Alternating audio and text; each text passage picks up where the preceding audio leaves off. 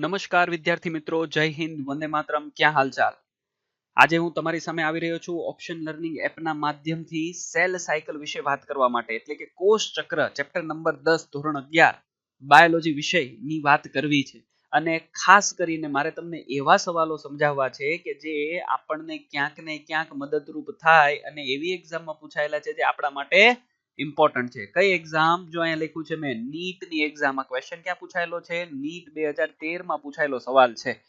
સૌથી ઇમ્પોર્ટન્ટ, સૌથી પહેલા આપણે સવાલને જોઈ લઈએ. શું કે છે સવાલ? તો કે આકૃતિમાં કોષ વિભાજનનો એક તબક્કો દર્શાવેલો છે.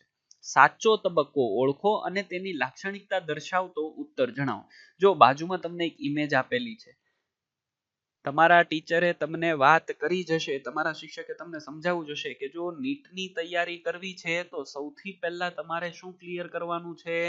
તો કે તમારે આ બુક ક્લિયર કરવાની છે. એનસીઈઆરટી ની બુક જે છે એ તમને અક્ષરે અક્ષર આવડવી જોઈએ, સમજેલા હોવા જોઈએ. અને મારો પણ પ્રયાસ એ રહેશે કે તમે આ એનસીઈઆરટી ની બુકને સમજો. જુઓ, આ ઇમેજ જે છે, આકૃતિ જે છે એ પણ ક્યાંથી લીધેલી છે? તો કે આ એનસીઈઆરટી ની બુકમાંથી લીધેલી આકૃતિ છે. હવે જ્યારે આવો આકૃતિ વાળો સવાલ આવે ત્યારે તમારે ખાસ કરીને એ સમજવાનું છે આકૃતિ ક્યાંની છે. જોજો, સાંભળજો મારી વાત ધ્યાનથી. ક્યાંની છે આકૃતિ? તો કે ભાઈ ચેપ્ટર નંબર 10 માંથી લીધેલી આકૃતિ છે. અને હજી પણ તમે ધ્યાનથી યાદ કરો તો એક્ઝેક્ટ ક્યાંથી લીધેલી છે? તો ચેપ્ટર નંબર 10 ના સમવિભાજન વાળા ટોપિક પરથી લીધેલી છે. આ સવાલને ન્યાય આપતા પહેલા મારી એવી ઈચ્છા છે કે આપણને સૌથી વધારે કન્ફ્યુઝ કરતું અને વારંવાર ક્વેશ્ચન પૂછાતા હોય એવો, એટલે કે ઇમ્પોર્ટન્ટ ટોપિક આ સમવિભાજન છે. તો ચાલો, શીખવો છે ને આ ટોપિક. તો આની એટલે કે સમવિભાજનની શરૂઆત કરતા પહેલા આપણે એક નોર્મલ કોષચક્ર જોઈ લેજો. તમને અહીંયા કોષચક્રની આકૃતિના ચોપડીમાંથી જ લીધેલી છે મિત્રો. તો કોષચક્રની આકૃતિ આપેલી છે કે જેમાં એક કોષમાંથી બે કોષનું નિર્માણ થાય છે. એટલે કે તમે જુઓ, એક કોષ એટલે કે તમે જુઓ અહીંયા આ એક કોષ છે, એમાંથી આ બે નવા શું બની રહ્યા છે? બાળકોષનું નિર્માણ થાય છે. અને આ બે બાળકોષ બનવા માટે એક સંપૂર્ણ કોષચક્ર ચાલુ થાય છે. હવે જે આખું સંપૂર્ણ કોષચક્ર છે ને, એને આપણે બે ભાગમાં વહેંચી દઈએ છીએ. તો કે કયા બે ભાગ? તો આ બે ભાગને આપણે સૌથી પહેલા સમજી લઈએ. એટલે મારે અહીંયા લખવું હોય તો હું કંઈક આવી રીતે લખી શકું કે ભાઈ કોષચક્ર, અને આ કોષચક્રને મારે અહીંયા કેટલા ભાગમાં વહેંચી દેવું છે? તો કે ભાઈ બે ભાગમાં વહેંચી દેવું છે. કયા બે ભાગ? તો કે નંબર 1 ની અંદર હું લખી દઉં છું આંતરાવસ્થા. શું શબ્દ લખું છું? આંતરાવસ્થા. અને નંબર 2 ની અંદર હું લખી દઉં છું એમ તબક્કો. એમ તબક્કો. જોજો, હજી આપણે આ જવાબ નથી જોવાનો, આપણે પેલા સમજી લેવાનું છે સંપૂર્ણ. હવે આંતરાવસ્થા છે એને હું ઇંગ્લિશમાં કહીશ ઇન્ટરફેઝ. આ શબ્દ પણ તમારે યાદ રાખવાના છે. ને એમ તબક્કાને આપણે કહીશું માઇટોસિસ ફેઝ. કયો શબ્દ કહીશું? માઇટોસિસ. હકીકતમાં આ માઇટોસિસ એટલે જ સમવિભાજન થાય. માઇટોસિસ એટલે શું થાય? સમવિભાજન. Mitosis phase. ફેઝ એટલે શું કહીએ છીએ આપણે? તબક્કો બોલીએ છીએ. ચાલો, અહીંયા સુધી ક્લિયર થાય છે તમને? હવે આ આંતરાવસ્થાને હું ફરીથી તમને નોટ ડાઉન કરાવી દઉં. આંતરાવસ્થાની શરૂઆત ક્યાંથી? તો તમારે યાદ રાખવાનું છે અહીંયા G1 થી શરૂઆત થાય. એટલે કે G1 થી લઈને આંતરાવસ્થા ક્યાં સુધી ટકે? તો કે એ આંતરાવસ્થા જ્યાં સુધી આ G2 પૂરું ન થાય, એટલે G2 ફેઝ પૂરો ન થાય ત્યાં સુધીનો આખો તબક્કો જે છે એને આપણે શું કહીએ છીએ? આંતરાવસ્થા કહીએ છીએ. એટલે આ રેડ લાઈન જેટલી દોરી છે ને એને આપણે સંપૂર્ણ રીતે શું કહીશું? આંતરાવસ્થા. એનો મતલબ આંતરાવસ્થાને આપણે 3 પેટા ભાગમાં વિભાજિત કરીએ છીએ. કયા કયા 3 પેટા ભાગ? તો સૌથી પહેલા કહેવાનું છે આંતરાવસ્થા માટે G1. જીને એકચ્યુઅલીમાં શું બોલાય છે? ગેપ 1. પછી આવે છે S તબક્કો. હવે S શબ્દ કોના ઉપરથી છે? તો કે સિન્થેસિસ. સિન્થેસિસ એટલે સ્વંશ્લેષી. સ્વંશ્લેષી તબક્કો. હવે આ શબ્દ મારે તમને ફરીથી સમજાવવો છે. સ્વંશ્લેષી નો મતલબ થાય સ્વંશ્લેષણ કરવું. સ્વંશ્લેષણ એટલે કે કોઈક ઘટકને બનાવવા. સમજાય છે? ઉદાહરણ તરીકે પ્રકાશનું સ્વંશ્લેષણ એટલે કે પ્રકાશના ઘટકને ઉપયોગ કરીને ખોરાકને બનાવવો. એટલે કે ત્યાં ખોરાકનું શું થઈ ગયું? સ્વંશ્લેષણ થયું, બન્યું. એટલે S તબક્કો અથવા તો S એટલે સિન્થેસિસ યાદ રાખવાનું છે. અને ત્યાર પછી G2 ફેઝ અથવા તો એને કહીએ છીએ આપણે ગેપ 2 ફેઝ. તો એવી રીતે આંતરાવસ્થા જે છે એ આ 3 તબક્કામાં વિભાજિત થયેલી છે મિત્રો. ખાસ તમારે આ પોઈન્ટને શું કરવાનો છે, યાદ રાખવાનો છે. ચાલો, ક્લિયર થઈ ગયું અહીંયા સુધી? ફરીથી કોષચક્રને કેટલા ભાગમાં વિભાજિત કર્યું? આંતરાવસ્થા અને એમ તબક્કો.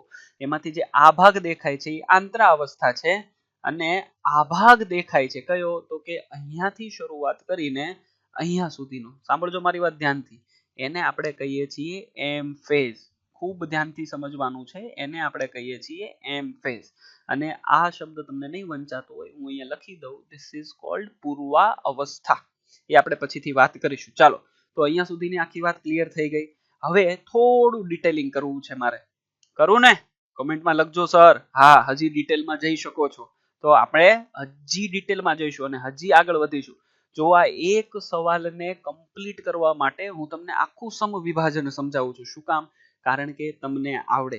અમારો ઇન્ટેન્શન માત્ર એટલો જ છે, તમારી નીટની એક્ઝામ બહુ પાવરફુલી જાય, તમારી નીટની એક્ઝામમાં તમે ખૂબ સારો સ્કોર કરો, સારા ડોક્ટર બનો અને સમાજને ઉપયોગી થાવ. તો એ પ્રયત્નને સાકાર કરવા માટે અહીંયા મહેનત થઈ રહી છે. તો મહેનતનો ભાગ બનજો અને આ વિડીયોનો લાભ લેજો. જુઓ, તમને ફરીથી આ એ જ ઇમેજ દેખાડી છે. એ ઇમેજમાં સૌથી પહેલા મારે તમને સમજાવવું છે કોષ વિભાજન એટલે શું. તો આપણી પાસે જે એક કોષ છે, અથવા તો આ કોષને ધારો કે હું પિતૃકોષ કહું, તો આ પિતૃકોષમાંથી શું બનાવવાના છે? બે નવા કોષો, અથવા તો આને હું કહી દઉં છું બાળકોષ. એ બનાવવાની જે પ્રક્રિયા છે એને આપણે શું બોલીએ છીએ? કોષ ચક્ર. શું બોલીએ છીએ? કોષ ચક્ર. એટલે એકમાંથી કેટલા? બે નવા બાળકોષ બનાવવાની પ્રક્રિયા. પરંતુ જો આપણે સામાન્ય રીતે પ્રાણીઓની વાત કરીએ, અને એમાં પણ કોની વાત કરીએ? મનુષ્યની. Let me use another pen. ધારો કે હું અહીંયા લખી દઉં મનુષ્ય. તો જે મનુષ્યના કોષો છે, જુઓ હું એનસીઆરટી ને સ્ટીક કરીને વાત કરું છું, તો મનુષ્યના કોષોની અંદર આ કોષ ચક્ર કેટલા સમયમાં પૂરું થાય છે? કોષ ચક્ર કેટલા સમયમાં પૂરું થાય છે? તો તમારે જવાબ દેવાનો છે 24 hours. એટલે કેટલો સમય લાગે છે? તો કે ભાઈ 24 કલાક લાગે છે. હવે તમને હું આ 24 કલાકનું ડિસ્ટ્રીબ્યુશન પણ સમજાવી દઉં. સાંભળજો ધ્યાનથી. મેં ફરીથી ઉપરની ઇમેજ હતી એમાં જે લખેલું એના પર જાઉં છું. એટલે મેં ત્યાં શું લખેલું? કોષ ચક્ર લખ્યું હતું ને? ચાલો જુઓ, તો આ જે કોષ ચક્ર છે એ કોષ ચક્રને આપણે કેટલા ભાગમાં વિભાજિત કરેલું? તો કે બે ભાગમાં. એકને આપણે કહી દીધું હતું આંતરા અવસ્થા. ચાલો ને આંતરા શબ્દ જ લખું એટલે તમને વાંધો આવે નહીં. આંતરા અવસ્થા. અને એકને કહી દીધેલું એમ ફેઝ, એટલે કે એમ તબક્કો. હવે જે આંતરાવસ્થા છે એ આ 24 કલાકમાંથી સૌથી વધારે મેક્સિમમ સમય ચાલતી પ્રક્રિયા છે. યાદ રાખજો. કેટલી? તો કે આખા 24 કલાકમાંથી એવું કહી શકાય કે 95% હિસ્સામાં કોષ ચક્ર માત્ર ને માત્ર આંતરાવસ્થામાં હોય. પોઈન્ટ નોટ કરવાનો છે, યાદ રાખવાનો છે. અને એમ ફેઝ છે એ તો કેટલા ટકા થયું? માત્ર 5%. એટલે કલાકના અનુસાર ગણો તો એમ ફેઝ એ વધીને 1 કલાકમાં જ પૂર્ણ થઈ જાય છે. તો બાકીના 23 કલાકની આજુબાજુનો સમય તો કોષ પોતે કોષ ચક્રમાં ક્યાં ગુજારે છે? આંતરાવસ્થામાં ગુજારે છે. નોટ ડાઉન કરી લેજો, તમારા માટે ઇમ્પોર્ટન્ટ પોઈન્ટ થઈ ગયો. બીજી વસ્તુ, આંતરાવસ્થા માટે મારે બોલવું હોય તો શું બોલાય? તો આંતરાવસ્થા માટે કહેવાનું છે તમારે કે બે ક્રમિક એમ અવસ્થા વચ્ચેની સ્થિતિ. જો અહીંયા હું સ્ટાર કરીને કહું છું. આંતરાવસ્થા એટલે શું? તો કે બે ક્રમિક એમ અવસ્થા અથવા તો એમ તબક્કો અવસ્થા વચ્ચેની સ્થિતિ. એટલે હું અહીંયા લખી દઉં બે એમ અવસ્થા. તો આ બે એમ અવસ્થા વચ્ચેની સ્થિતિ એટલે એમની વચ્ચે કોણ આવે છે? આંતરા અવસ્થા. ન ખ્યાલ આવ્યો? ફરીથી સમજાવું છું, જોઈ લેજો ધ્યાનથી. તો જો અહીંયા આંતરાવસ્થા દેખાય છે તમને? તો આ જે આંતરાવસ્થા છે એ ક્યાંથી શરૂઆત થાય? મેં તમને કીધું એ પ્રમાણે જીવનથી શરૂઆત થાય, એસ તબક્કામાં આવે અને ત્યાંથી G2 ફેઝની સુધી જાય. તો આ અહીંયા સુધી, એટલે કે અહીંયા હું આ રાઉન્ડ કરી દઉં, અહીંયા પણ આ રાઉન્ડ કરી દઉં.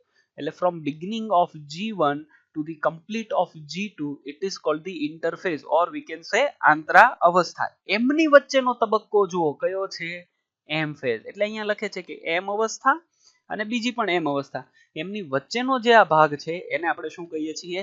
આંતરા અવસ્થા કહીએ છીએ. ક્લિયર થઈ છે અહીંયા સુધી? હા કે ના? ચાલો, 2-3 પોઈન્ટ તમને નવા સમજાવવા માટે અને ખૂબ ઇમ્પોર્ટન્ટ પોઈન્ટ. એમાંનો બીજો પોઈન્ટ એ છે કે ઈસ્ટ. ચાલો તમને બધાને ખબર હશે ઈસ્ટ કોણ છે? ભાઈ બેક્ટેરિયા નહીં બોલતા હો ભાઈ. ઈસ્ટ કોણ છે? ફૂગ છે. કેવી ફૂગ છે? એક કોષી. મિત્રો કેવી ફૂગ છે? એક કોષી અથવા તો એક કોષી અપવાદ. કેમ કે ફૂગ મોટા ભાગે કેવી હોય? બહુકોષી હોય. તો બહુકોષીય ફૂગની અંદર એકમાત્ર અપવાદ કોણ છે? ઈસ્ટ. અને ઈસ્ટને કોષચક્ર એટલે કે એક કોષચક્ર ચાલતા એટલે કે પોતાના એક કોષમાંથી આ બે બાળકોષ બનાવતા લાગતો સમય. તો તમારે યાદ રાખવાનું છે ઈસ્ટ માટે એ સમય છે 90 minute. So it will take only 90 minutes બે બાળકોષને પેદા કરવા માટે. ચાલો ક્લિયર થઈ ગયું અહીંયા સુધી? એવી જ રીતે તમારે ત્રીજો પોઈન્ટ લખી દેવાનો છે. કોના વિશે લખવાનું છે? તો યાદ રાખી લો, તમારે લખવાનું છે ઇશેરેશિયા કોલાઈ અથવા તો ઈ કોલાઈ. ક્લિયર? હવે ઈ કોલાઈ જે છે એમને કોષચક્ર માટે કેટલો સમય લાગે? આ પોઈન્ટ તમારે મને નીચે કમેન્ટ બોક્સમાં લખીને મોકલવાનો છે. સો હું અહીંયા લખી દઉં. You have to write down to me on comment box. E કોલાઈના એક કોષચક્ર માટે લાગતો સમય એટલે તમે મને જવાબ આ રીતે આપજો. નીચે કમેન્ટ કરો ને તો એમાં લખવાનું ઈ કોલાઈ ડેશ અહીંયા સમય. સો તમારો સમય 1 મિનિટ જ લેજો. 1 મિનિટ કરતા પણ ઓછો સમય લેજો. ઈ કોલાઈ વિશે વિચારજો. ન મળે તો રેફરન્સમાં ચેક કરો, તમારા બુકમાં ચેક કરો, તમારા ટીચરને પૂછો અને પછી તમે કમેન્ટ બોક્સમાં મને જવાબ આપી શકો છો. ચાલો આ તમારે લખવું હોય, નોટ ડાઉન કરવું હોય તો કરી લો. હું આને ઓછામાં ઓછી 10 સેકન્ડ માટે રાખું છું. You can take a screenshot also બેટા. ક્લિયર? ચાલો પછી આપણે એક નવા પોઈન્ટ પર જઈએ. તો ચાલો મિત્રો, હવે હું તમને થોડી ઘણી વાત એમ ફેઝ વિશે પણ કરી દઉં. પરંતુ એમ ફેઝ પર જતા પહેલા આ વાતને તો ક્યારેય ભૂલવાની જ નહીં. શું? તો કે ભાઈ કોષ ચક્ર. શું ભાઈ? કોષ ચક્ર. ચાલો ને હું બીજી જ પેન વાપરું એટલે તમને સટસડાટ મસ્ત મજાનું એકદમ અહીંયા દેખાય. Let me take yellow colour. હું અહીંયા લખી દઉં છું કોષ ચક્ર. હવે ધ્યાનથી જોજો. આ કોષચક્રને આપણે કેટલા ભાગમાં વિભાજિત કરી દીધું? બે. એકને તો આપણે કહી દીધું છે શું? આંતરા અવસ્થા. અને બીજાને આપણે શું કહીએ છીએ? એમ ફેઝ. એમ ફેઝ નું મેં તમને આખું નામ આપ્યું. એમ એટલે શું કહીશું? માઇટોસિસ. માઇટોસિસ એટલે શું થાય? સમવિભાજન. સાંભળજો. હવે આ એમ તબક્કો જો અહીંયાથી શરૂઆત થાય છે ને, અહીંયાથી, તો ક્વેશ્ચન એક એવો બને કે એમ તબક્કાની શરૂઆત ક્યાંથી થાય? મારી વાત ખૂબ ધ્યાનથી સમજજો.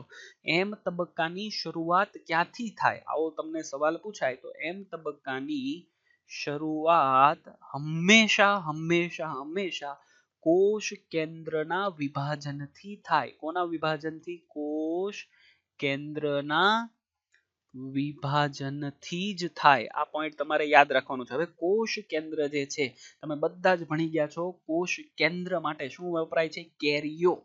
શું શબ્દ વપરાય? કેરિયો વપરાય. કેરિયો. અને અહીંયા વિભાજન એટલે kinesis. So that is called karyokinesis. કોષ કેન્દ્રના વિભાજનને આપણે શું બોલીએ છીએ? કેરિયો કાઇનેસિસ. આ શબ્દ તમારે યાદ રાખવાનો છે. ફરીથી, કોષ કેન્દ્રના વિભાજનથી કોની શરૂઆત થાય?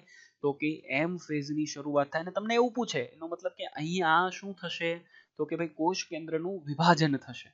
અને એના અંતમાં એટલે જો અહીંયા અંત્યાવસ્થા લખ્યું ત્યારે શું થશે? એટલે કે એમ તબક્કાનો અંત ક્યારે આવશે? તો તમારે યાદ રાખવાનું છે કે અંતમાં શું થશે? તો કે બાળકોષનું નિર્માણ અને એની સાથે સાથે કોષ રસ વિભાજન. શું થશે? કોષ રસ વિભાજનની પ્રક્રિયા. જો વિભાજન આવ્યું એટલે કાઇનેસિસ વર્ડ તો આવશે. ક્લિયર છે? હા કે ના? પણ કોષરસ માટે વપરાતો લેટિન વર્ડ છે સાઇટો. અને એટલે અહીંયા લખીએ સાઇટો કાઇનેસિસ. કાઇનેસિસ. ક્લિયર થાય છે? ઇંગ્લિશમાં શું કહીશું આને? સાઇટો કાઇનેસિસ. અને એટલા માટે જ સેલને આપણે સાઇટો અને કોષ વિદ્યા એને સાઇટોલોજી બોલીએ છીએ. રાઈટ? અને આને આપણે શું કહીશું? કોષ કેન્દ્ર વિભાજન એટલે કે કેરિયો કાઇનેસિસ. ચાલો મિત્રો, અહીંયા સુધી ક્લિયર થાય? તો જો ફરીથી, આંતરાવસ્થા એટલે બે એમ તબક્કા વચ્ચે, એટલે એમ તબક્કો શરૂઆત થઈ, આંતરાવસ્થા અને ફરીથી એમ તબક્કો એટલે બે એમ તબક્કા વચ્ચેની રચના. એટલે આપણે શું બોલીએ? એમ આંતરા એમ. એટલે આંતરાવસ્થા થઈ ગઈ. અને એમ તબક્કો એટલે તો કે એમ તબક્કાની શરૂઆત કોષ કેન્દ્રના વિભાજનથી થાય અને એનો અંત બાળકોષનું નિર્માણ અને એની સાથે સાથે અહીંયા શું થઈ જશે, કોષરસનું વિભાજન. જો અહીંયા લખ્યું પણ છે કોષરસનું વિભાજન. ચાલો અહીંયા સુધીનો પોઈન્ટ તમારો ક્લિયર થાય છે. હવે આંતરાવસ્થા જે છે એને કેટલા ભાગમાં આપણે વિભાજિત કરી દેવાની, તો તમારે આ 3 ભાગ ભૂલવાનું નથી. કયા કયા ભાગ, તો કે જીવન મેં તમને ઓલરેડી સમજાવી દીધું છે, એસ અને G2 આ 3 ભાગમાં આપણે શું કર્યું છે, વિભાજિત કરેલી છે. હવે બીજી વસ્તુ અને ખૂબ ખૂબ ખૂબ ઇમ્પોર્ટન્ટ, આંતરા અવસ્થા જે છે એના માટે બીજો શબ્દ વપરાય છે વિશ્રામી અવસ્થા. લખવું હોય તો લખી નાખજો, ચોપડીમાં છે, અંડરલાઈન કરી દેજો, નોટ ડાઉન કરી દેજો. આંતરા અવસ્થા માટે વપરાતો બીજો શબ્દ એટલે શું કહેવાનું છે, વિશ્રામી અવસ્થા. અને એ અવસ્થા દરમિયાન જ કોષ પોતાનામાં વૃદ્ધિ કરે છે. મારી વાત સાંભળજો, વિશ્રામીનો મતલબ આરામ કરવા બેઠો છે એવું નથી. વિશ્રામીનો મતલબ કે એની અંદર વૃદ્ધિ થાય છે, એની અંદર ડીએનએ નું પણ વિભાજન થાય છે. આ પોઈન્ટ ખૂબ ઇમ્પોર્ટન્ટ છે, યાદ રાખવા જેવો છે, યાદ રાખી લેજો.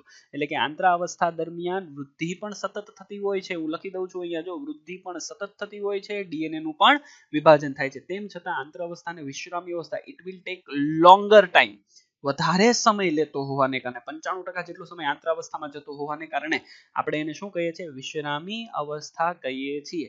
હવે ડીએનએ નું વિભાજન થાય એટલા માટે અહીંયા મારે બીજો શબ્દ બોલવો હોય તો હું અહીંયા શું બોલું, તમને બધાને ખબર છે ડીએનએ નું સ્વયંજનન, એટલે કે ડીએનએ પોતાના જેવી નવી પ્રતિકૃતિ પેદા કરે. ચાલો અહીંયા સુધીની આખી વાત ક્લિયર થઈ ગઈ. હવે મારે તમને આ ત્રણેય તબક્કા સમજાવવા છે. તો સૌથી પહેલા શરૂઆત કરીએ છીએ આ જીવન ફેઝથી. હવે તમે જીવન ફેઝને ખૂબ ધ્યાનથી જુઓ તો તમારે યાદ રાખવાનું છે કે જીવન ફેઝ જે છે એ ચયાપચયિક રીતે, કેવી રીતે, ચયાપચયિક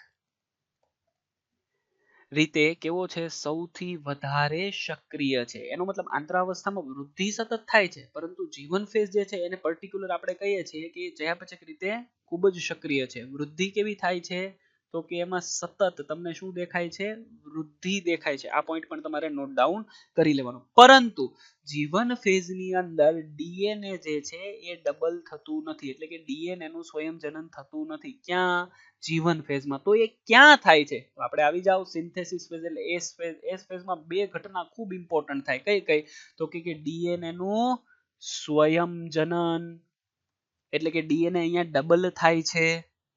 ખ્યાલ આવે છે તમને?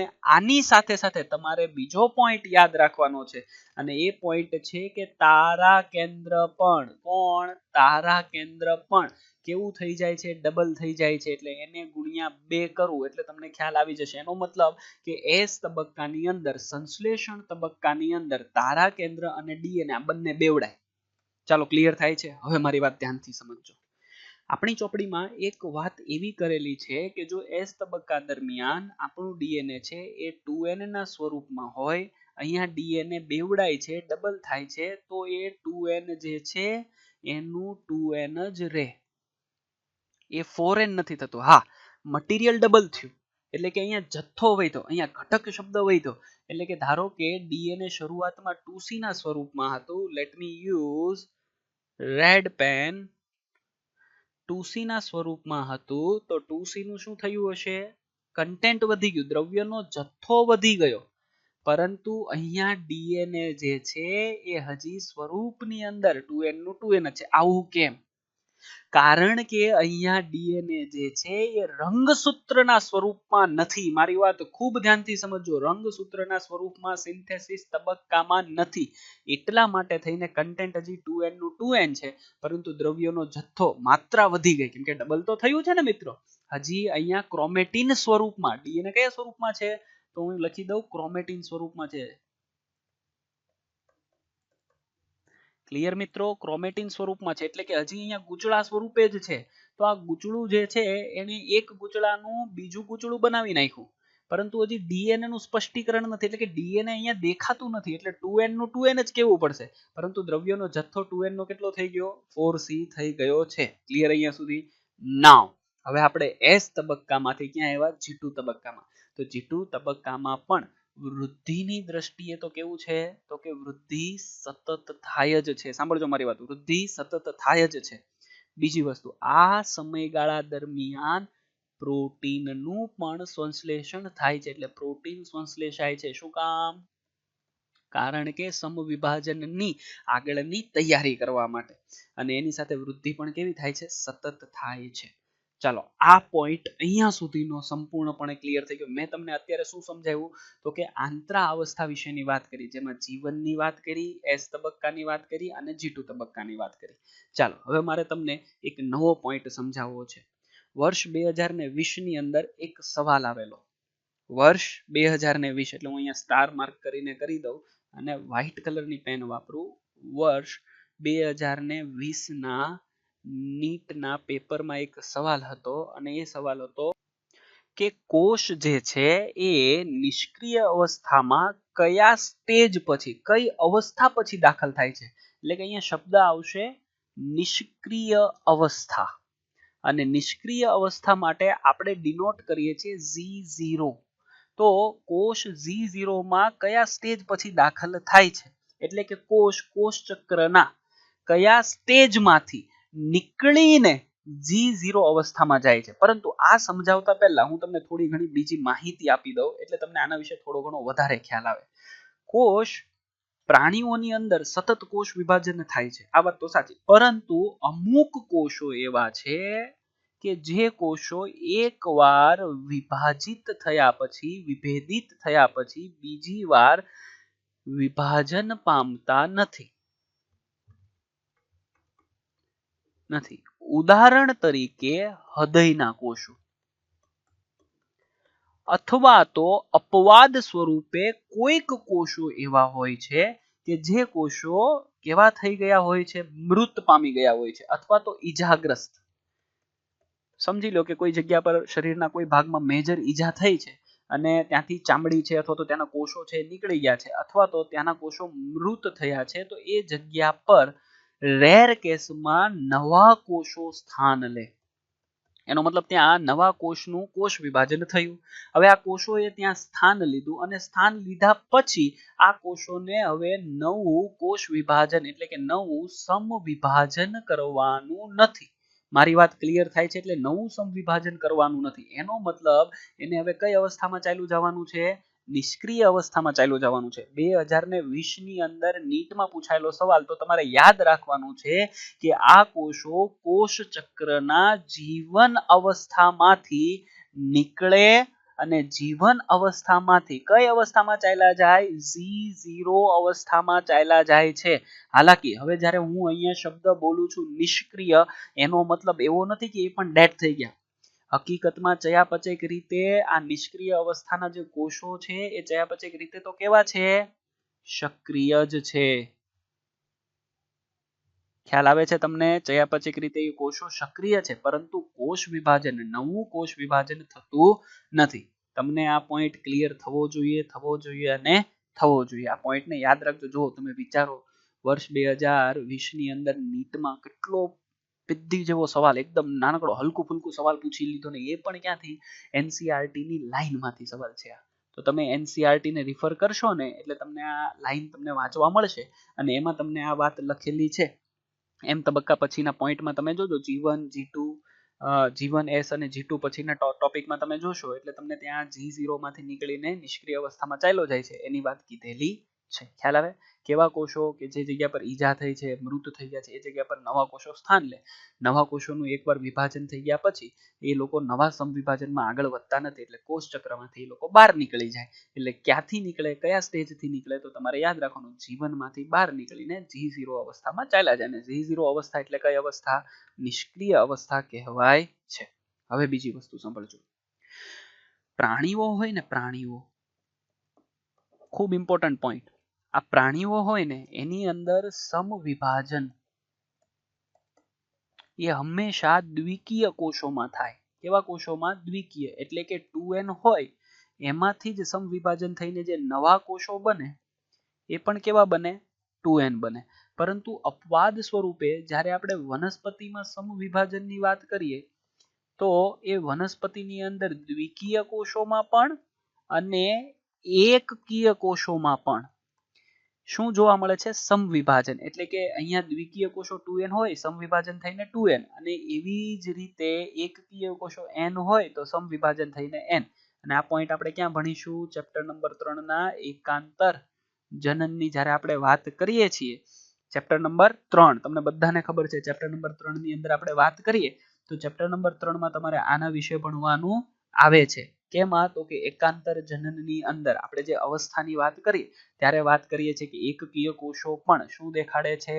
સમવિભાજન. જ્યારે પ્રાણીઓની અંદર એકકીય કોષો સમવિભાજન દેખાડતા નથી. તો આ પોઈન્ટ પણ એક ઇમ્પોર્ટન્ટ છે, યાદ રાખવા જેવો છે, જેની નોંધ મેં અહીંયા લીધી છે. ચાલો, અહીંયા સુધીનું કોષ ચક્રની શરૂઆતની ઇન્ટ્રોડક્ટરી માહિતી ક્લિયર થઈ. હવે મારે તમને નવી માહિતી આપવી છે, એટલે કે મારે એકચ્યુઅલી કોષ ચક્રની શરૂઆત કરવી છે, એટલે કે મારે તમને એમ તબક્કા વિશે સમજાવવું છે.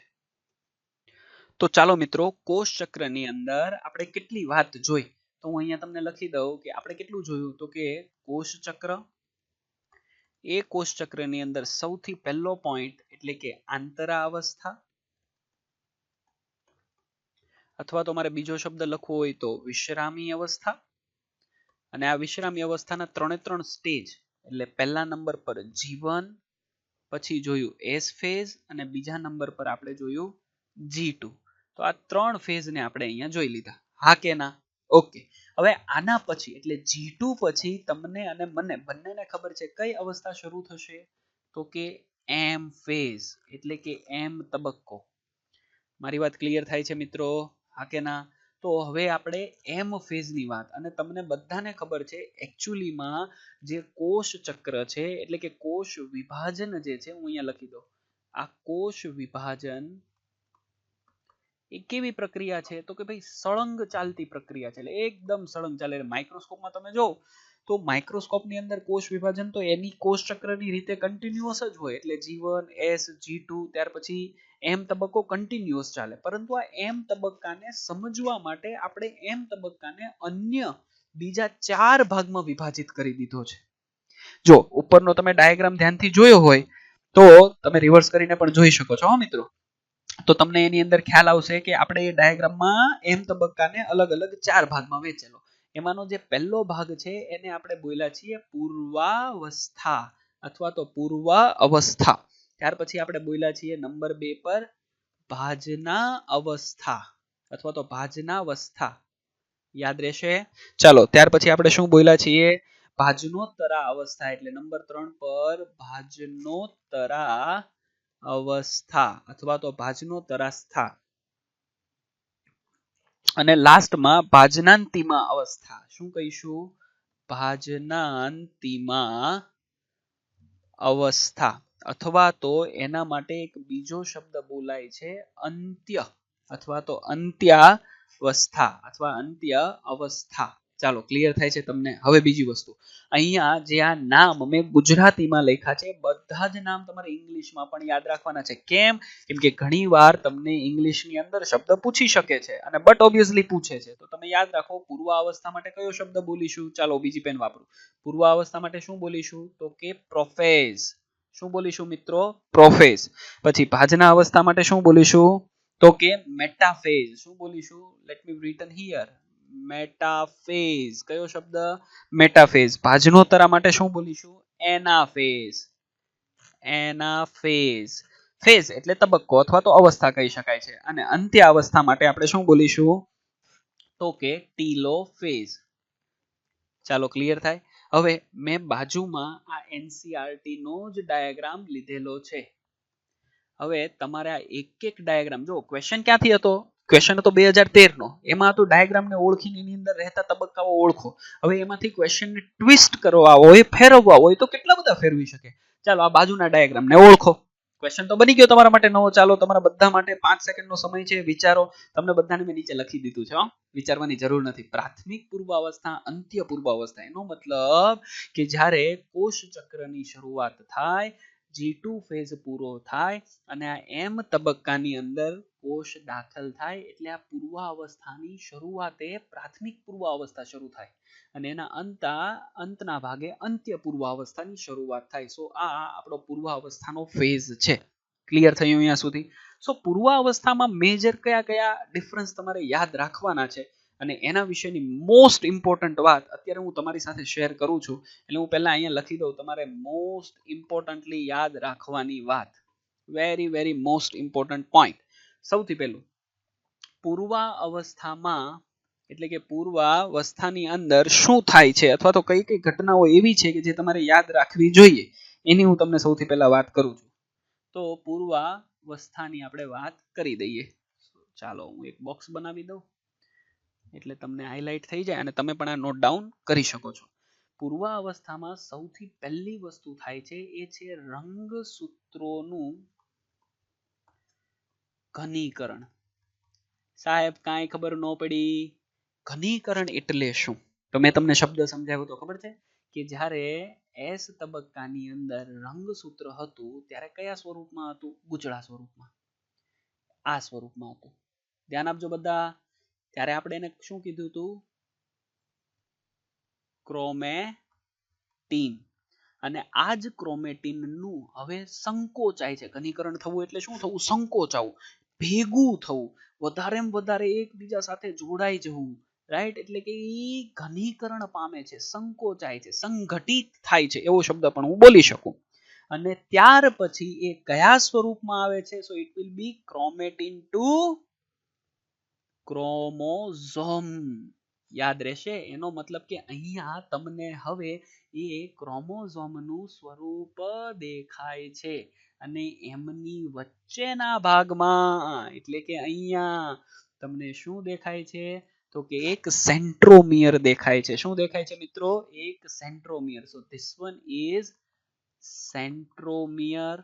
સેન્ટ્રો એટલે વચ્ચેના ભાગમાં, જેના દ્વારા આ બંને એકલ સૂત્ર જોડાયેલા છે. હવે સાંભળજો મારી વાત ધ્યાનથી. પૂર્વાવસ્થા દરમિયાન રંગસૂત્રના ઘનીકરણની પ્રક્રિયા કેવી હોય છે? ચાલુ હોય છે. આ પોઈન્ટ યાદ રાખજો. કેમ? કેમ કે સ્ટાર કરીને અહીંયા લખી દઉં, સંપૂર્ણ ઘનીકરણ. સંપૂર્ણ ઘનીકરણ ક્યારે પૂરું થાય? તો આના પછીની અવસ્થા. એટલે કઈ અવસ્થા? ભાજના અવસ્થા હું ભણાવીશ ત્યારે ફરીથી વાત કરીશ. અત્યારે તમારે યાદ રાખવાનું છે. એનો મતલબ કે રંગસૂત્રોના ઘનીકરણની પ્રક્રિયા શરૂઆત પૂર્વ અવસ્થામાં અને રંગસૂત્રના ઘનીકરણનો અંત સંપૂર્ણ ઘનીકરણ ક્યારે થાય છે? તો કે ભાજના અવસ્થામાં થાય છે. મારી વાત અહીંયા સુધી ક્લિયર થઈ ગઈ? બીજી વસ્તુ, એક ઇમ્પોર્ટન્ટ ક્વેશ્ચન ઈ પણ પૂછે છે કે રંગસૂત્ર ક્યારથી દેખાય? મારો સવાલ સમજાવવો જોઈએ તમને. શું કે છે સવાલ? શું છે કે ભાઈ રંગસૂત્ર ક્યારે દેખાય? એટલે કે રંગસૂત્ર હું માઇક્રોસ્કોપમાં, રંગસૂત્ર માઇક્રોસ્કોપમાં, અંડર ધ માइक्रोस्कोप कब देख सकता हूं? તો યાદ રાખો, રંગસૂત્ર માઇક્રોસ્કોપમાં હું પૂર્વાવસ્થામાં જ જોઈ શકું. તમને ક્વેશ્ચન પૂછે, ઘણી વખત કન્ફ્યુઝ થઈ જાવ કે ભાઈ રંગસૂત્ર સંપૂર્ણપણે ભાજના અવસ્થામાં નહીં. દેખાવાની શરૂઆત તો તમને પૂર્વાવસ્થાથી સ્પષ્ટપણે થઈ જાય છે, પરંતુ ઘનીકરણ થઈને એ સમયે આ જ રંગસૂત્ર કેવા દેખાશે? આવા જાડા દેખાય. કેમ કે ઘનીકરણ થઈ ગયું, સંપૂર્ણ ઘનીકરણ. હલો, ક્લિયર થાય છે મારી વાત? તો આ રીતના જાડા. જો પેલા ઘનીકરણ ઓછું હતું એટલે પતલા દેખાતા હતા. ભાજના અવસ્થા દરમિયાન તમને એ કેવા દેખાય છે? તો કે ઘાટા થઈ ગયેલા દેખાય છે. પરંતુ માઇક્રોસ્કોપમાં તમને પૂર્વાવસ્થા દરમિયાન દેખાય છે. એટલે કે આવો ક્વેશ્ચન આવે તો તમને આવડવો જોઈએ. ચાલો, અહીંયા સુધીની વાત ક્લિયર થઈ ગઈ? બોલો હા કે ના? ઓકે. તો આ વાત મેં તમને કોની કરી? પૂર્વાવસ્થા દરમિયાન. બીજી વસ્તુ, તારા કેન્દ્ર જે છે, જો સાંભળજો, તારા કેન્દ્ર, જો આમાં ડ્રો નથી કર્યું પણ હું તમને સમજાવું તારા કેન્દ્ર વિશે. તો તારા કેન્દ્ર જે છે એ બેવડાણું હતું ક્યારે?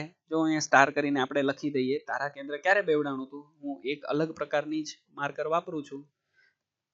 તો કે ભાઈ તારા કેન્દ્ર એ એસ તબક્કા દરમિયાન જ, એસ ફેઝની અંદર જ કેવું થઈ ગયું હતું? બેવડાઈ ગયું હતું. એટલે કે ડબલ થઈ ગયેલું હતું. બસ એ જ તારા કેન્દ્ર જે છે એ હવે અહીંયાથી ટ્રાવેલ કરીને પોતે પોતાના અલગ ધ્રુવ તરફ જશે.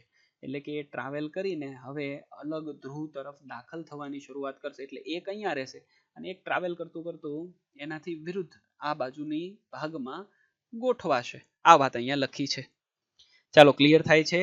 વિરુદ્ધ ધ્રુવો તરફ ગતિ કરવાની શરૂઆત કરે છે. દ્વિધ્રુવીય ત્રાક અને સૂક્ષ્મ નલિકાનું ભેગા થવું જેવી પ્રક્રિયાની પણ અહીંયા શરૂઆત થાય છે. અને સૂક્ષ્મ નલિકાનું ભેગા થઈ ગયા બાદ કોષરસમાં આવેલી પ્રોટીનયુક્ત સંરચના આ માટે એને મદદ કરે છે. હવે પૂર્વાવસ્થાનો અંત એટલે જો અહીંયા આવી ગયા, પૂર્વાવસ્થાના અંતમાં કોષને માઇક્રોસ્કોપમાં જોવામાં આવે એટલે કે જો આ અંત્યાવસ્થાની અંદર, પૂર્વાવસ્થાના અંત ભાગની અંદર, અંત્યાવસ્થા ના બોલશો પરંતુ શું બોલશો, પૂર્વાવસ્થાના અંત ભાગની અંદર તમને આમાં કોઈ પણ અંગિકાઓ જોવા મળતી નથી. કઈ કઈ અંગિકાઓ જોવા નથી મળતી?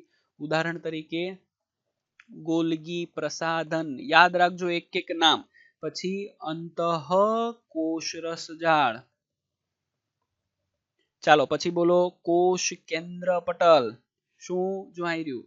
આ જે છે એ રપ્ચર્ડ થવા મળે છે. કોષ કેન્દ્ર પટલ યાદ રહેશે, કોષ કેન્દ્ર પટલ આ જોવા મળતા નથી. એનો મતલબ તમે ધ્યાનથી જો, કોષ કેન્દ્ર પટલ જે છે એને તો રંગસૂત્રને કોષ કેન્દ્રમાં પકડીને રાખ્યા હતા. આ કોષ કેન્દ્ર પટલ ધીરે ધીરે ધીરે ધીરે ધીરે વિઘટિત થઈ જશે, નીકળી જશે. એનો મતલબ કે હવે રંગસૂત્ર મુક્ત રીતે ક્યાં ફરી શકશે? કોષ રસમાં. આ જ લીટી તમારી ભાજના અવસ્થાની પહેલી લીટી બને છે. ક્લિયર? જુઓ, ભાજના અવસ્થા હું તમને સમજાવવાની શરૂઆત કરું છું. તમને અહીંયા બાજુમાં એક ડાયાગ્રામ દેખાય છે, ચાલો ઓળખો એને. કોનો ડાયાગ્રામ છે? તો તમારે યાદ રાખવાનું છે, ભાજના અવસ્થાનો ડાયાગ્રામ છે. હવે આ બે ડાયાગ્રામ ભાજના અવસ્થાના છે. એમાંનો જે પહેલો ડાયાગ્રામ છે એને આપણે કહીએ છીએ ભાજના અવસ્થાનો શરૂઆતનો ડાયાગ્રામ અથવા તો સંક્રાંતિ તરફનો ડાયાગ્રામ. હવે ભાજના અવસ્થા માટે એક શબ્દ વાપરો છે મધ્યાવસ્થા, એટલે કે મધ્ય અવસ્થા. એનું બીજું નામ છે ભાજનાવસ્થા. યાદ રહેશે મિત્રો, ભાજના અવસ્થા અથવા તો શું કહેવાય છે? મધ્ય અવસ્થા. નો કયો પીરિયડ? સંક્રાંતિ તરફ. કેવી રીતે સંક્રાંતિ તરફ એ હું તમને સમજાવીશ. અને નીચેના ભાગમાં શું લખેલું છે? તો કે ભાજના અવસ્થા. ક્લિયર? હવે આ બંને પોઈન્ટને આપણે સમજવાના છે. તો સમજીએ આપણે કોને? ભાજના અવસ્થાને. મારી સાથે છો ને કે થાકી ગયા? થાકવાનું નથી.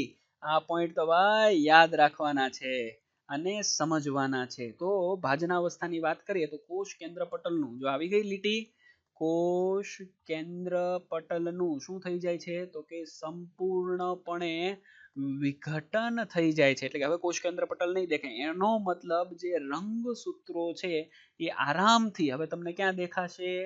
કોષ રસની અંદર ફરતા જોઈ શકાશે. ક્લિયર? એટલે કે આખા કોષની અંદર ફેલાશે. હવે આ જ રંગસૂત્રનું શું થઈ ગયું છે? ઘનીકરણ. કેવું થઈ ગયું છે ભાઈ? સંપૂર્ણ ઘનીકરણ થઈ ગયું છે.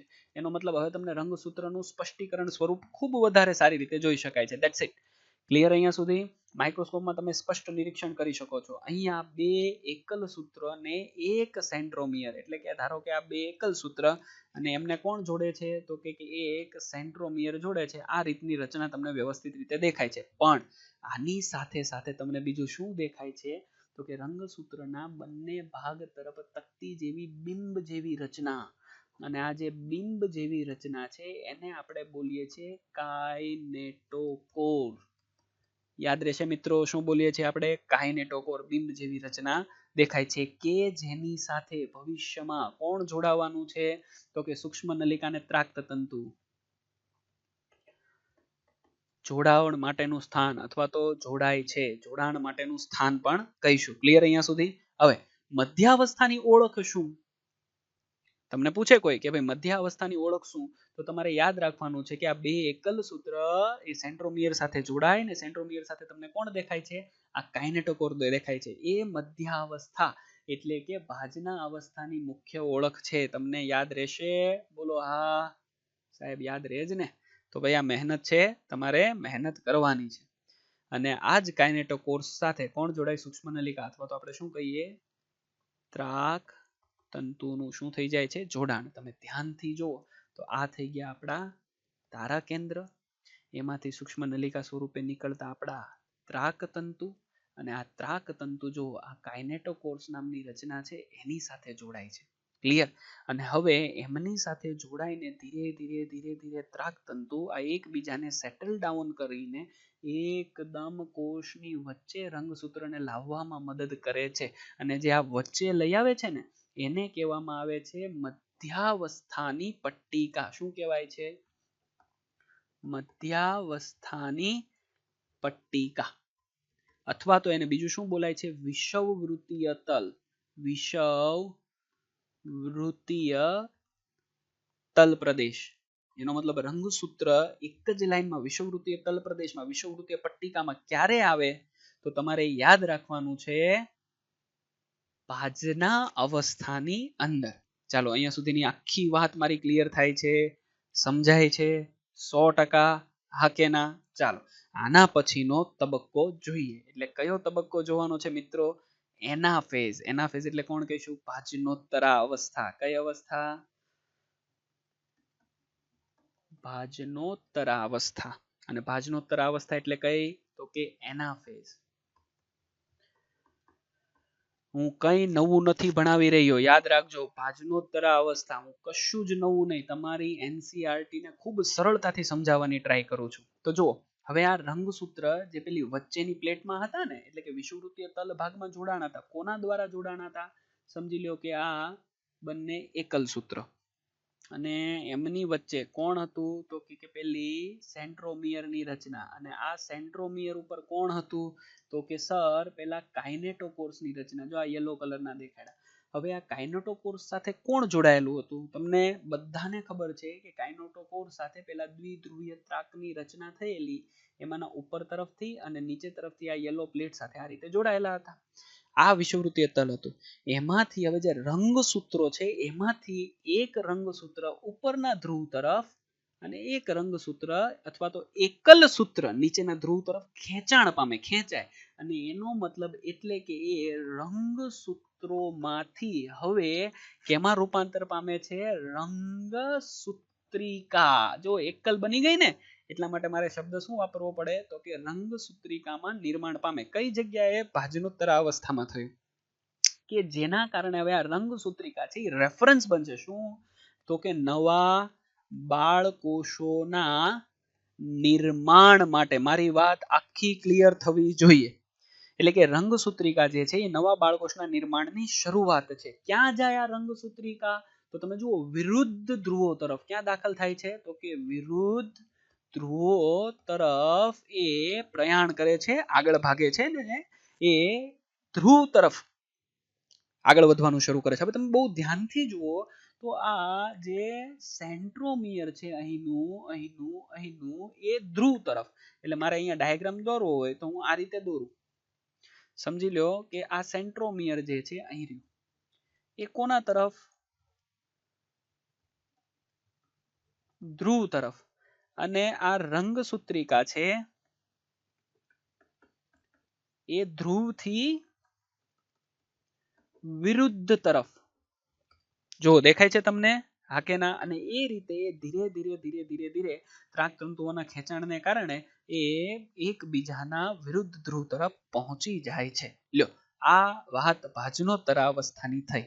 અને સૌથી છેલ્લો તબક્કો એટલે કયો તબક્કો? તો કે અંત્યા અવસ્થા. ક્લિયર? તો શું કહીશું આને? ટીલોફેઝ અથવા તો અંત્યા અવસ્થા કહીશું. અને ધ્યાનથી જુઓ, આપણો જે પહેલો સવાલ હતો ત્યાં આપણે આવીને અટકા. તો છે આ અંત્યા અવસ્થા, અને આ ડાયાગ્રામ છે અંત્યા અવસ્થાનો. આ અંત્યા અવસ્થામાં જુઓ, ફરીથી કોષ કેન્દ્ર પટલ તમને દેખાવા લાગ્યું છે. કેમ? તો કે અહીંયા રંગસૂત્રોનું, પેન બદલી નાખવું એટલે તમને ખ્યાલ આવે. રંગસૂત્રોનું, કોનું? તો કે રંગસૂત્રોનું સંપૂર્ણપણે, કેમ કે હવે તો એ એકબીજાથી પોલ ઉપર આવી ગયેલા છે. જો, એટલે કે ધ્રુવ તરફ આવી ગયા છે, તો ત્યાં હવે એનું શું થયું છે? વિસ્તરણ થઈ ગયું છે રંગસૂત્રોનું. અને રંગસૂત્રએ હવે પોતાનું સ્વતંત્ર અસ્તિત્વ ગુમાવી દીધું છે. એટલે કે હવે ફરીથી ક્રોમેટિનમાં રૂપાંતર, ગૂંચળા સ્વરૂપમાં રૂપાંતર પામી ગયેલા છે. ક્લિયર થઈ ગયું? અને એની ફરતે કોનું નિર્માણ થઈ જાય છે? કોષ કેન્દ્ર પટલનું.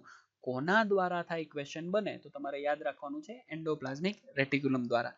અને એની સાથે સાથે બધી અંગિકાઓ. કઈ કઈ અંગિકાઓ? તો તમારે યાદ રાખવાની છે કોષ કેન્દ્રિકા, આની સાથે સાથે ગોલ્ગી પ્રસાધન. બોલો, પછી એન્ડોપ્લાઝમિક રેટિક્યુલમ નું શું થઈ જાય છે? પુનઃ નિર્માણ થવાની ઘટના થાય છે. તો આપણો જે સવાલ હતો એ સવાલનો તમને અહીંયા એક્ઝેક્ટ જવાબ મળી ગયો હશે એવી હું આશા રાખું છું. પણ એની બાજુમાં તમે આને આ ધ્યાનથી જુઓ. અહીંયા જવાબ શું લખ્યો છે? તમને કદાચ આવો ઇમેજ આપી દીધી હોત તો તમે શું લખતે?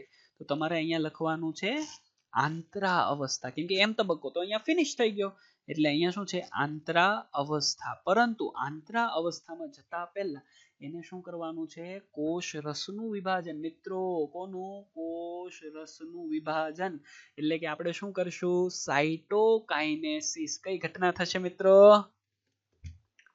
સાઇટોકાઇનેસિસ. એટલે કે શું કહેશું આપણે, બોલો, કોષ રસ વિભાજન. અને કોષ રસ વિભાજન કરવા માટે શું કરવાનું છે, બે ઘટના છે, સમજાવી દો.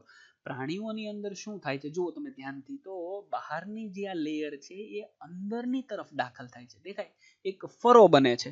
આપણી ચોપડીમાં એના માટે એવું લખે છે કે પ્રાણી કોષમાં વિભાજનમાં કોષરસ પટલમાં એક ઉપસંકોચન ખાંચ, એટલે આને બોલવું હોય તો શું કહેવાય, ઉપસંકોચન ખાંચનું નિર્માણ થાય છે. જો બંને બાજુઓ દેખાય તમને, એ ઉપસંકોચન ખાંચ બને છે અને પરિઘ થી કેન્દ્ર તરફ સતત ઊંડી બનતી જાય છે. બંને તરફની ખાંચો જ્યારે કેન્દ્રમાં એકબીજા સાથે જોડાય ત્યારે કોષોનો કોષરસ બે ભાગોમાં વહેંચાઈ જાય છે. એટલે આ ઊંડી બનતી જાય, બનતી જાય, બનતી જાય, જતી જાય અને છેક એક સાથે મેક થઈ જાય, એટલે બે કોષરસ એકબીજા સાથે વહેંચાઈ જાય છે.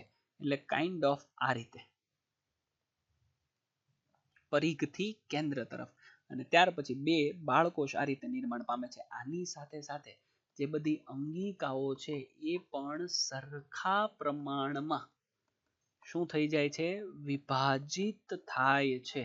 આ પોઈન્ટ પણ તમારે નોટ ડાઉન કરવાનો છે. એટલે કણાભસૂત્ર, કોષ કેન્દ્રિકા, ગોલ્ગી પ્રસાધન, એન્ડોપ્લાઝમિક રેટિક્યુલમ તમને ખ્યાલ આવે છે, બધા જ એક સરખા ભાગમાં શું થઈ જાય છે, બંને બાળકોષોમાં વિભાજિત પામે છે. આ વાત થઈ પ્રાણી માટેની. હવે હું તમને વાત કરું છું વનસ્પતિ માટેની. હવે જો વનસ્પતિ છે ને, એમાં તો કોષ દિવાલ બહુ રિજિડ છે, એટલે કે ત્યાં કોષ દિવાલ આવેલી છે ને કોષ દિવાલ તો ફરતી નથી. તો વનસ્પતિની અંદર પરિઘથી કેન્દ્ર તરફ નહીં, પરંતુ કેન્દ્રથી પરિઘ તરફ નવી કોષ દિવાલનું નિર્માણ થાય છે. અને ત્યાં જે સંરચના છે એને મધ્યપટલનું નિર્માણ કહેવાય. કોનું નિર્માણ થાય છે, મધ્યપટલનું. એટલે વનસ્પતિ કોષમાં લગભગ કોષ દિવાલ તો સ્થિતિસ્થાપક હોય, એટલે કોષરસ વિભાજન એ બીજી ભિન્ન પ્રક્રિયાઓ દ્વારા પૂર્ણ થાય, જેમાં વનસ્પતિ કોષોમાં કોષરસ વિભાજન કેન્દ્ર વિસ્તારથી બહારની તરફ પરિઘ તરફ કરે છે. અને એ સમયે કોષ દિવાલનું નિર્માણ એક સાધારણ પૂર્વગામી રચનાથી પ્રારંભ થાય છે, જેને આપણે મધ્યપટલ અને ચોપડીમાં લખ્યું એ પ્રમાણે કોષ પટ્ટી પણ કહેવાય છે. યાદ રહે છે, જે અત્યંત નજીક દિવાલમાં રહેલા કોષોની કોષ દિવાલ વચ્ચેના મધ્યપટલને દર્શાવે છે. અને ત્યાર પછી બે કોષો એકબીજાથી અલગ પડે છે. તો આ આખી વાત મેં તમને કરી. હવે એક ઇમ્પોર્ટન્ટ પોઈન્ટ સમજાવું છું, ખૂબ ખાસ સમજો. ઘણી વખત વનસ્પતિના જે કોષ હોય એમાં કોષ ચક્ર ચાલુ હોય, એકના બે કોષ થયા, પરંતુ ત્યાં કોષ દિવાલ અથવા તો ત્યાં આપણે એવું બોલવું પડે કે સજીવની અંદર કોષ કેન્દ્રનું વિભાજન થાય, પરંતુ ત્યાં કોષ રસનું વિભાજન સંપૂર્ણપણે થતું નથી. અને એના કારણે ત્યાં સતત તમને નકરા કોણ, કોષ રસની અંદર કોષ કેન્દ્ર જ દેખાય છે. મિત્રો કોણ દેખાય તમને, કોષ કેન્દ્ર. અને એના કારણે કઈ સ્થિતિ સર્જાય, બહુકોષ કેન્દ્રય, બહુકોષ કેન્દ્રીય સ્થિતિ દેખાય. કેમાં દેખાય, તો તમારી ચોપડીમાં એક એક્ઝામ્પલ આપ્યું છે, નાળિયેરનો પ્રવાહી ભ્રૂણપોષ. એટલે તમે દરિયા કિનારે જાઓ, નાળિયેર લ્યો અને તમે પાણી પીવો છો ને, એ પાણી કોણ છે, તો કે એ પ્રવાહી ભ્રૂણપોષ છે, કે જેની અંદર કોષ કેન્દ્ર હજારોની સંખ્યામાં છે. લ્યો, ક્યારે થાય આવું, ફરીથી રિપીટ કરું છું. કોષ દિવાલ, એની ફરતે આવેલું, એની અંદર આવેલું, એની ફરતે નહીં, એની અંદર આવેલો કોષ રસ, અને આ કોષ રસનું એ કોષ રસ વિભાજન થતું નથી. કોના પછી, અંત્ય અવસ્થા પછી કોષ કેન્દ્રનું વિભાજન થઈ જાય, પરંતુ કોષ રસનું વિભાજન થતું નથી. એટલે કોષ કેન્દ્રનું પ્રમાણ કેવું થતું જાય, વધતું જાય, વધતું જાય, વધતું જાય. અને આ વધતા કોષ કેન્દ્રને કારણે કેવી સ્થિતિ સર્જે, બહુકોષ કેન્દ્રીય. કેવી સ્થિતિ, બહુકોષ કેન્દ્રીય સ્થિતિ સર્જે. અને એનું એક એક્ઝામ્પલ વનસ્પતિમાં કોણ આપ્યું મેં, નાળિયેરની અંદર તમને પ્રવાહી ભ્રૂણપોષ જોવા મળે.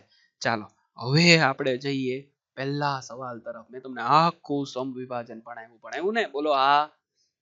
હવે તમને આકૃતિ દેખાય છે મિત્રો, અહીંયાથી તમે હવે જવાબ આપી શકો. જો એ અને બી આ બે ઓપ્શન તો આવતા જ નથી, તાલ ઠોકે. સી પણ નહીં આવે ને ડી પણ નહીં આવે.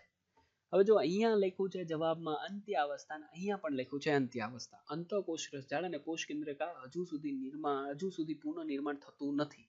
કોષ કેન્દ્ર પડનું પુનઃસર્જન, ગોલ્ગી કાયનું પુનઃસર્જન. ચાલો હવે તમારે અહીંયા જવાબ આપવાનો છે. બોલો જવાબ શું આપશો? હું તમારા પર છોડું છું. તમારે મને અહીંયા જવાબ આપવાનો છે અને જે જવાબ આપશો એ તમારે નીચે કમેન્ટ બોક્સમાં આપવાનો છે. આપશો ને? રાઈટ. તો નીચે તમારે લખવાનું છે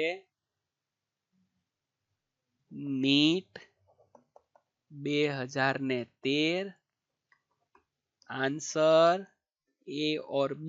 આટલું ખાલી લખીને આપજો. આપશો ને? રાઈટ. આવતા અંકમાં હું તમને આની ડિટેલિંગમાં વાત કરી દઈશ.